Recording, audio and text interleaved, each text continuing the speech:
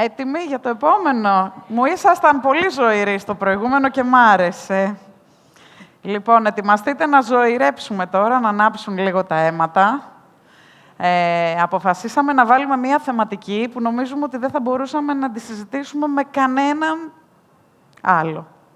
Εννοώ με κάποιον πολιτικό, με κάποιον ηγέτη κτλ. Γιατί ουσιαστικά θέλουμε να δούμε κατά πόσο οι νέοι ενδιαφέρονται για την ηγεσία και για την πολιτική. Οπότε είναι λίγο τζιζ το θέμα. Και είχαμε την εξής ιδέα, να καλέσουμε εκπροσώπους του Debate Club του Ντυρί και να τρέξουμε 2 debates μέσα στην ημέρα. Δυστυχώς, το πρώτο, λόγω της αναστάτωσης στο πρόγραμμα, το χάσαμε, αλλά έχουμε υποσχεθεί ότι θα βρούμε λύση και θα το παρουσιάσουμε ούτως ή άλλως. Θα είναι μια εξαιρετική εμπειρία, οπότε καλώ στη σκηνή την Πολυξένιδα Μίγου, που είναι η πρόεδρος του Debate Club και σπουδάστρια ναυτιλιακών σπουδών στον Ντυρί, να παρουσιάσει τις ομάδες και να μας μοιήσεις λίγο στη διαδικασία του debating που δεν την ξέρουμε όλοι. Ευχαριστώ πάρα πολύ, όχι μόνο για την πρόσκληση, αλλά και για την πανέμορφη βοήθειά σας, ειδικότερα με το πρώτο δύσκολο κομμάτι που είχαμε. Για αρχή, θα ήθελα να καλέσω τα υπόλοιπα παιδιά που θα συμμετέχουν σε αυτό το debate, που είναι ο Δημήτρης Μπαλφούσιας, ο οποίος θα είναι στο υπέρ, μαζί με τον Μαρσέλ Παπαχαραλάμπους Μπαρτζιλάη και εγώ που θα είμαι στο opposition, μαζί με τον Ρεμί Παπαχαραλάμπους Μπαρτζιλάη. Παιδιά, ελάτε όμως. Αγχωθήκανε τα παιδάκια μου. Λοιπόν, όσο έρχονται τα παιδιά και σεταριζόμαστε λίγο να κάτσουμε και να συγκεντρωθούμε, θα ήθελα αρχικά να σας εξηγήσω πώς λειτουργεί αυτό. Έχουμε επιλέξει να κάνουμε 5 λεπτές ομιλίες ο καθένας. Αυτό σημαίνει ότι μέσα σε 5 λεπτά θα προσπαθήσουμε να σας πούμε τη θέση μας και να σας πείσουμε για αυτή. Στην προκειμένη περίπτωση, έχουμε την τύχη και τη χαρά να είμαστε μεικτές ομάδες. Τα 2 παιδιά είναι 15 χρονών, μαθητές σχολείου και εμείς οι 2 είμαστε φοιτητές Ντυρί, το οποίο σημαίνει ότι θα έχετε και μια πάρα πολύ καλή εμπειρία μαζί μας, αλλά σας ζητάμε να έχετε και κατανόηση, γιατί τα 2 αυτά παιδιά έχουν μεγαλώσει στην Αμερική και δυστυχώς τα ελληνικά δεν είναι η πρώτη τους γλώσσα. Όμως, είναι από Έλληνες γονείς.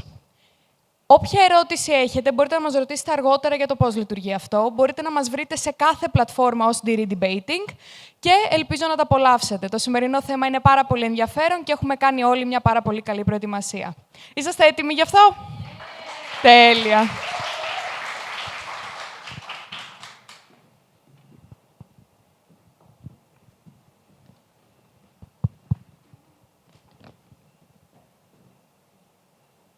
Εμείς νομίζουμε ότι οι νέοι, τα παιδιά της γενιάς Z, ενδιαφέρονται για την ηγεσία και για την πολιτική.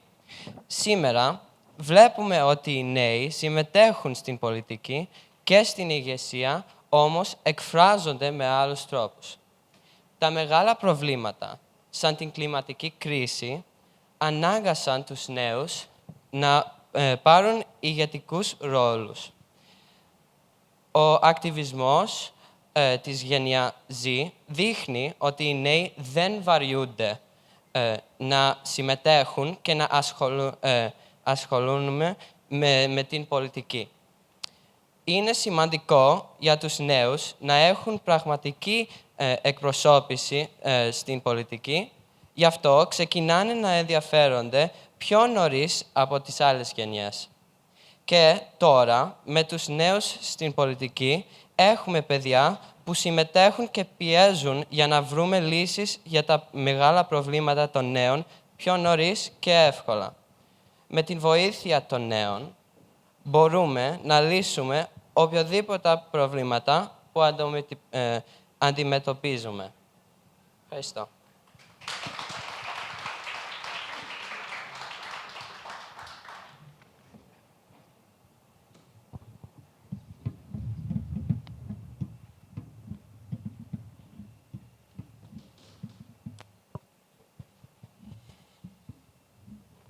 Γεια σας.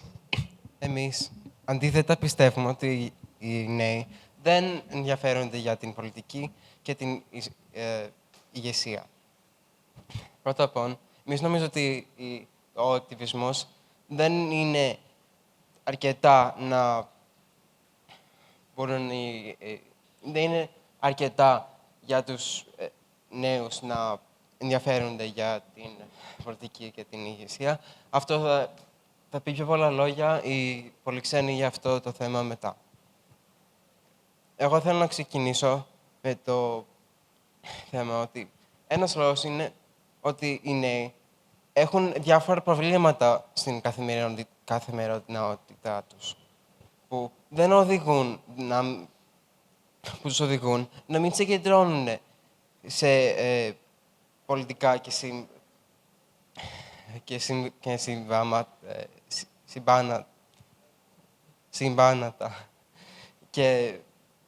συμπάντα και δρομένα.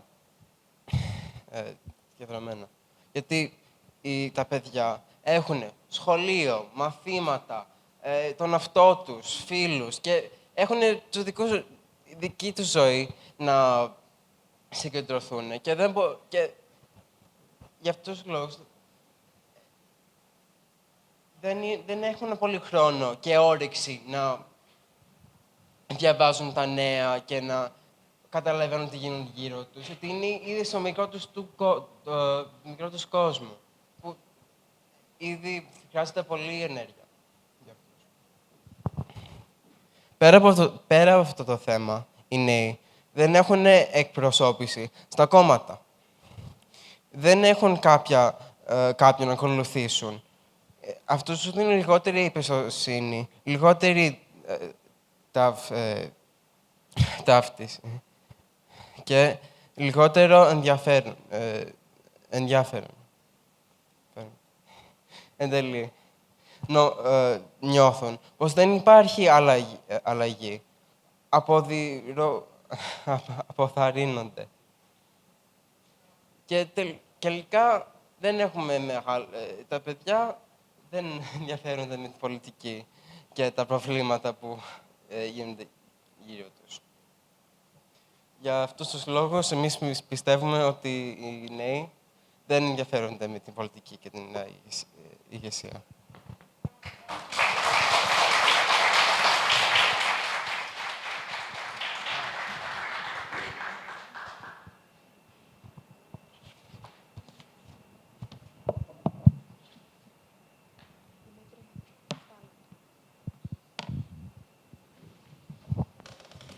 Γεια σας και από μένα. Η δική μου ομάδα θα υπερασπιστεί το ότι οι νέοι όντως ενδιαφέρονται για την πολιτική και έχουν χρόνο, έχουν όρεξη και οι ενέργειές τους έχουν αποτέλεσμα. Η μόνη διαφορά που υπάρχει στην εποχή μας είναι ότι πολύ απλά εκφράζονται με έναν τρόπο σύγχρονο, έναν τρόπο διαφορετικό από αυτόν που έχουμε συνηθίσει. Στα επόμενα λεπτά, λοιπόν, θα μιλήσω για το τι σημαίνει πολιτική, ενδιαφέρον για την πολιτική, ποια είναι αυτή η νέα μορφή πολιτικής έκφρασης, γιατί υπάρχει αυτή η ψευδαίσθηση της αδιαφορίας και ποιο είναι το ερώτημα προς τους μεγαλύτερους, ποιο είναι το κάλεσμα δράσης για αυτούς. Ξεκινώντας, λοιπόν, ενδιαφέρον για πολιτική. Εδώ πέρα υπάρχει το εξής πρόβλημα. Έχουμε συνηθίσει να μετράμε το ενδιαφέρον για την πολιτική μέσα από παλιούς, ξεπερασμένους τρόπους. Δημοσκοπήσεις, ψηφοφορίες, συμμετοχή σε πολιτικά κόμματα. Όμως ο τυπικός νέος δεν ασχολείται με αυτά και για τον πολύ απλό λόγο ότι θεωρεί ότι δεν έχουν αποτέλεσμα. Για τον νέο, η πολιτική ενασχόληση είναι η συμμετοχή μέσω ενεργού ακτιβισμού, μέσα από τα μέσα κοινωνικής δικτύωσης, μέσα από εθελοντικές δράσεις. Μιλάμε, λοιπόν, για μια νέα μορφή πολιτικής έκφρασης. Νέοι πολλοί έχουν ιδρύσει και συνεχίζουν να ιδρύουν ομάδες μέσα στα social media για ψυχική υγεία, ανθρώπινα δικαιώματα, περιβάλλον και εναλλακτικές πηγές ενημέρωσης. Ασχολούνται με εθελοντισμό, ασχολούνται με ακτιβισμό. Και για να το πάμε και στο επαγγελματικό κομμάτι, τείνουν να προτιμούν εργοδότες οι οποίοι δείχνουν μία έγνοια, έναν σεβασμό για τον συνάνθρωπο, για το περιβάλλον, για τα δικαιώματα των εργαζομένων και των πολιτών. Επίσης, μποϊκοτάρουμε. Μία επίσης πολιτική δράση με άμεσο αντίκτυπο. Όλες αυτές, λοιπόν, είναι πολιτικές πράξεις. Και είναι πολιτικές πράξεις γιατί αναφέρονται στα κοινά και επηρεάζουν τα κοινά.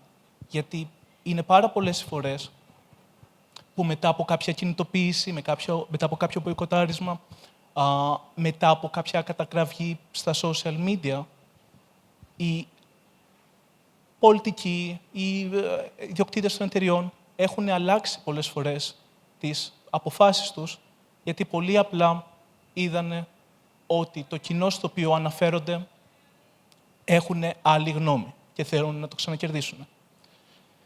Θα αναφερθώ λοιπόν ξανά γιατί υπάρχει αυτή η αίσθηση της αδιαφορίας. Αυτή η αίσθηση της αδιαφορίας είναι γιατί δεν έχουμε μάθει αυτούς τους νέους τρόπους έκφρασης ή πολύ απλά τους σνομπάρουμε. Το ότι οι νέοι αμφισβητούν τους παλιούς τρόπους έκφρασης δεν σημαίνει αδιαφορία. Σημαίνει αμφισβήτηση. Και αμφισβήτηση όχι μόνο είναι το πρώτο βήμα για κάθε νέα αλλαγή, αλλά είναι και ένας τρόπος να ανακαλύψουμε νέες μεθόδους έκφρασης και δράσης. Είναι με άλλα λόγια μια προσαρμογή στον σύγχρονο ψηφιακό, παγκοσμιοποιημένο κόσμο. Οπότε αυτό πρέπει να αναλογιστούν οι μεγαλύτεροι. Δεν είναι αν οι νέοι ενδιαφέρονται για τα κοινά, είναι αν ενδιαφέρονται οι ίδιοι να ακούσουν τους νέους. Και ο τρόπος για να ακούσουν τους νέους είναι υπερβολικά απλός και απόλυτα προσβάσιμος στην ίδια μας τη τσέπη. Μπορούμε να δούμε τις ειδήσεις, μπορούμε να δούμε τα social media, στα οποία πολλοί από εσάς σκρολάρετε και πολύ καλά κάνετε, έτσι ακούτε τους νέους.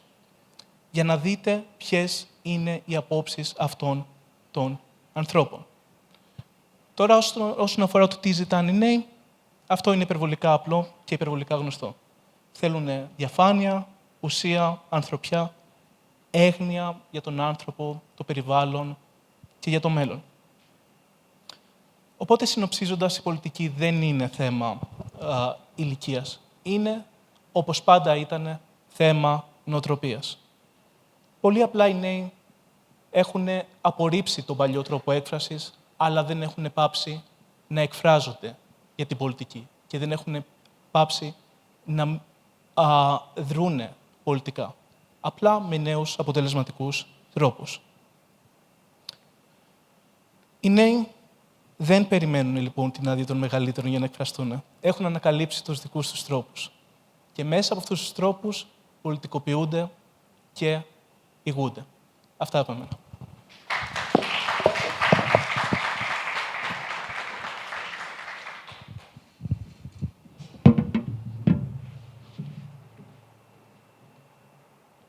Εγώ είμαι ένας από αυτούς τους νέους. Έχω τις σημειώσεις μου στο κινητό μου. Αλλά ανεξάρτητα. Ό,τι έχουμε ακούσει μέχρι τώρα είναι πάρα πολύ σημαντικό για να καταλάβουμε για ποιον λόγο δεν βλέπουμε τους νέους να είναι ενεργοί. Και εμείς τα αποδεχόμαστε. Είναι αυτό που αποκαλούμε στο debate το status quo. Οι περισσότεροι ενδιαφέρονται να πάνε online, να πούνε την άποψή τους, να κάνουν ένα like, να κάνουν ένα repost, να κάνουν ένα post στο story τους. Και αυτό είναι το πρόβλημα. Πλέον οι νέοι έχουν αρκεστεί στο να κάθονται πίσω από μια οθόνη και να βγάζουν την άποψή τους. Μου φαίνεται σοκαριστικό το ότι πηγαίνω σε γιατρούς και με ρωτάνε με τι ασχολούμαι και αναφέρω ότι κάνω debate και σοκαρίζονται. Δεν πιστεύουν ότι υπάρχουν νέοι οι οποίοι ασχολούνται με τον δημόσιο λόγο και ασχολούνται με την έκφραση που υπάρχει και την έκφραση της σκέψης και την κριτική ανάλυση. Είναι κάτι το οποίο έχει ξεκινήσει να χάνεται. Και έχει ξεκινήσει να χάνεται για τον ακριβώς λόγο που η μεριά του proposition σας λέει ότι στην πραγματικότητα υπάρχει. Εμείς λοιπόν θα διαφωνήσουμε.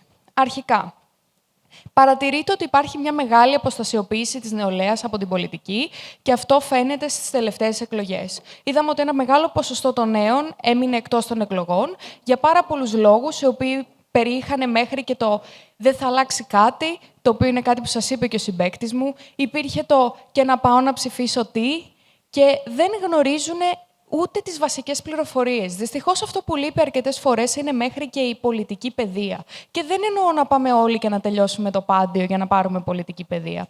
Εννοώ να πιάσει ένας γονιός το παιδί του και να το εξηγήσει. «Παιδί μου, αυτό γίνεται στον κόσμο αυτή τη στιγμή και πρέπει να καταλάβεις ότι η δική σου άποψη μετράει ακόμη κι αν είσαι ο ένας στους 1 εκατομμύριο».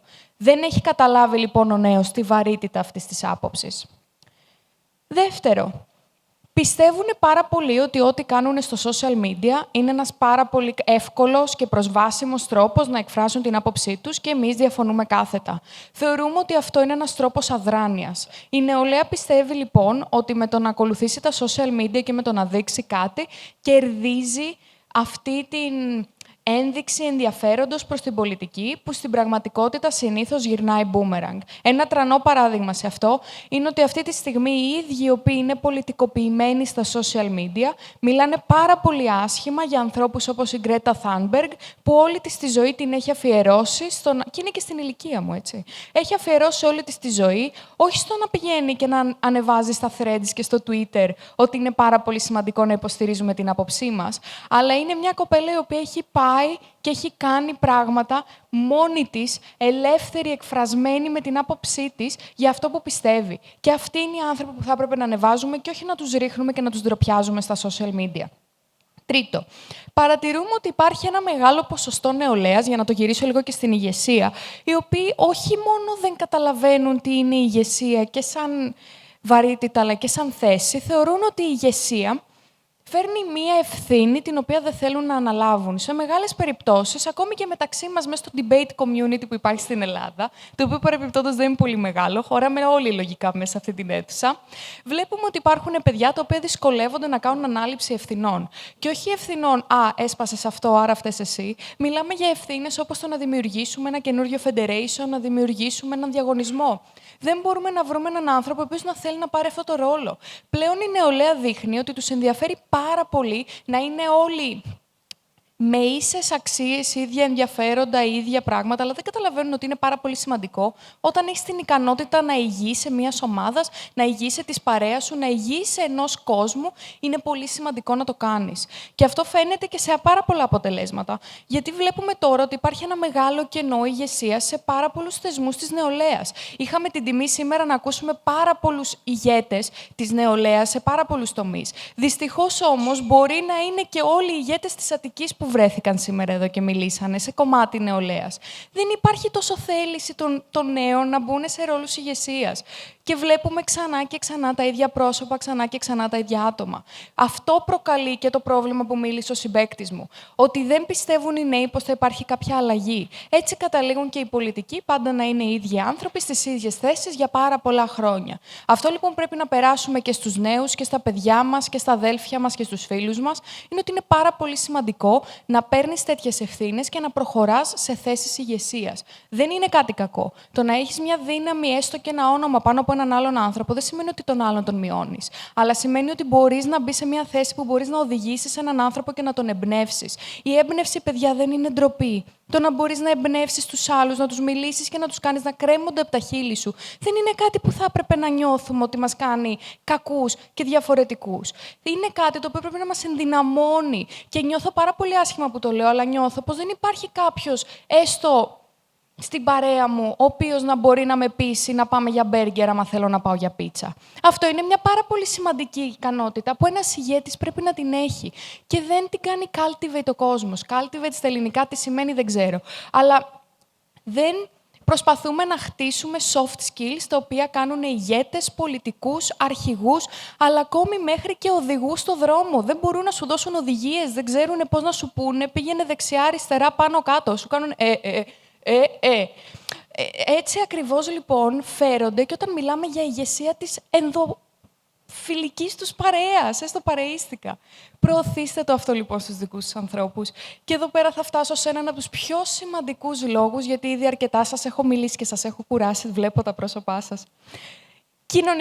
Κοινωνικο-οικονομικοί λόγοι είναι ένας μεγάλος Φαύλος κύκλος που προκαλεί τους νέους να μην μπαίνουν στην πολιτική και στην ηγεσία. Γιατί? Γιατί μιλάμε για ανθρώπους οι οποίοι πλέον βγαίνουν από τη σχολή τους, βγαίνουν από το σχολείο τους και ενώ μπορεί να ήταν πρόεδροι του 15 μελούς, πρόεδροι οπουδήποτε, η πρώτη του σκέψη πλέον είναι «ΟΚ, πρέπει να βρω δουλειά και να κάνω οικογένεια και να μπορέσω να κάνω τις σπουδές μου». Όταν λοιπόν είμαστε σε μια γενιά όπου οι άνθρωποι πλέον σκέφτονται πώς θα ξυπνήσουν αύριο το πρωί και θα πιούν έναν καφέ, γιατί δεν έχουν τα χρήματα να κάνουν ούτε αυτό, δεν έχουν πλέον ένα push, ένα σπρώξιμο από πίσω που να τους οδηγεί στο να κάνουν την αλλαγή. Η αλλαγή πλέον είναι πάρα πολύ προσβάσιμη και αυτό είναι που μας είπε και ο Δημήτρης, μας το είπε και ο Μαρσέλ. Όμως εμείς θεωρούμε ότι πλέον οι νέοι δεν μπαίνουν σε όλο αυτό γιατί απλά το βλέπουν ένα χάσιμο χρόνου. Θεωρείται ότι η συμμετοχή στην πολιτική είναι πολυτέλεια και ότι άμα αυτό σου αποφέρει κάποιο κέρδος σύντομα, δεν μπορείς να το κάνεις. Και είμαι πάρα πολύ στεναχωρημένη που το λέω αυτό, αλλά βρισκόμαστε σε αυτές τις συνθήκες πλέον. Και επειδή, σαν τελευταίος ομιλητής, συνήθως στα debate είναι η δουλειά μου να το κάνω, θα σας πω ότι μέχρι τώρα έχουμε ακούσει 4 ομιλίες, οι οποίες έχουν πει κάτι πάρα πολύ σημαντικό. Μπορεί τα παιδιά στην αρχή να νιώσανε άβολα, γιατί προφανώς δεν είναι η πρώτη τους γλώσσα τα ελληνικά, όμως είπανε πολύ σημαντικά πράγματα. Μας εξηγήσαν ότι οι νέοι, ενώ θέλουν πάρα πολύ να ασχοληθούν, δεν μπορούν να το κάνουν. Μας εξηγήσαν ότι οι νέοι νιώθουν ότι το κάνουν, αλλά δεν το καταλαβαίνουν οι υπόλοιποι. Οπότε, αντί να ασχολούμαστε γιατί οι νέοι δεν το κάνουν, ας ασχοληθούμε να καταλάβουμε ο ένας τον άλλον και να καταλάβουμε πώς μπορούμε να φτάσουμε τους υπόλοιπους να εκφράζονται ίσως καλύτερα και εμείς να τους καταλαβαίνουμε ακόμη πιο καλά. Αυτά από μας, αυτά από το debate μας. Ελπίζω να το απολαύσατε και ό,τι ερωτήσεις έχετε μπορείτε να μας πλησιάσετε αργότερα.